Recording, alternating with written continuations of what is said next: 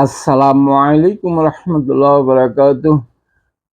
বন্ধুগণ, ঢাকা বিশ্ববিদ্যালয়ের ছাত্রছাত্রীরা জামায়াতে ইসলাম, বাংলাদেশ জামায়াতে ইসলামকে সবগুলো আসন দিয়ে দিলেন ভোটের মাধ্যমে।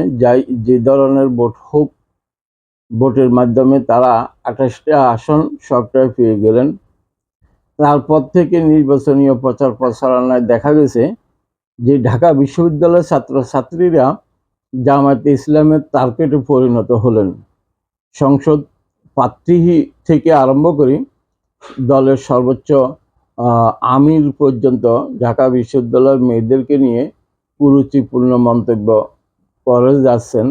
গত রাত্রের যে মন্তব্য সাবেক টুইটারে প্রকাশিত হলো, সেটা এক্সে আপনারা সবাই ইতিমধ্যে জেনে গেলেন। এর পিছনে কারণ কি, এর পিছনে উদ্দেশ্য কি, কেন বারবার ঢাকা বিশ্ববিদ্যালয়ের ছাত্রছাত্রীদেরকে আক্রমণ করে বক্তব্য দিতে হচ্ছে বাংলাদেশ জামায়াতে ইসলাম?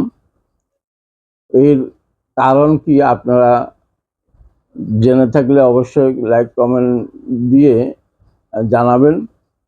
কেননা ঢাকা বিশ্ববিদ্যালয়ের ছাত্রীদেরকে পতিতা হিসেবে বারবার বলা হচ্ছে।